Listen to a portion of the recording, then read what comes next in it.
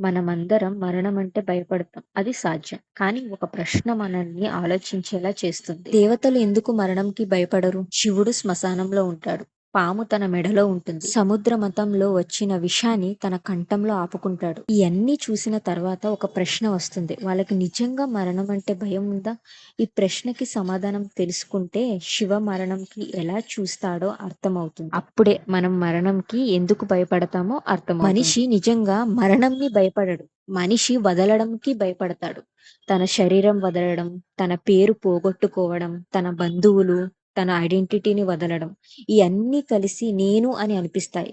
కానీ పురాణాలు ఒక గట్టి సత్యం చెప్తాయి. ఆ సత్యం ఏంటంటే శరీరం నేను కాదు. శివుడు శ్మశానంలో ఎందుకు ఉంటాడు? శ్మశానం అంటే కేవలం చావులు కాదు. అది అంతం. అది ఒక నిజం. అక్కడ రాజు ఉండడు, పెద్ద మనిషి ఉండడు. బలవంతుడు, బలహీనతుడు అనే ఒక డిఫరెన్స్ కూడా ఉండదు. అందరూ అక్కడ సమానమే. శివుడు అక్కడే ఉంటాడు. ఎందుకంటే ఈ నిజంని ప్రతి క్షణం గుర్తు పెట్టుకోవడానికి.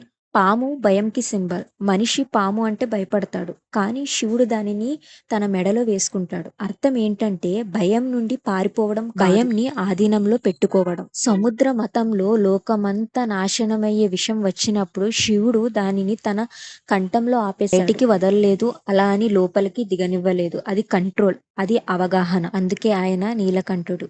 శివ తన మూడో కన్ను కోపానికి కాదు, అది శిక్ష కోసం కూడా కాదు, అది అజ్ఞానం కోసం. అది తెరిచినప్పుడు అహంకారం భస్మం, భయం భస్మం, అవిద్య భస్మం.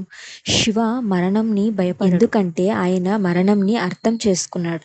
మరణం అంటేనే సత్యం. కానీ ఈ సత్యం శివ దగ్గరతో ఆగిపోదు. విష్ణు ఎందుకు కాలంని రూల్ చేస్తాడు? దేవి ఎందుకు డిస్ట్రక్షన్ లో కూడా రక్షణ చూపిస్తుంది? ఈ సత్యం మొత్తం అర్థం చేసుకోవాలంటే ఇది మాత్రమే కాదు, పార్ట్ 2లో చూద్దాం.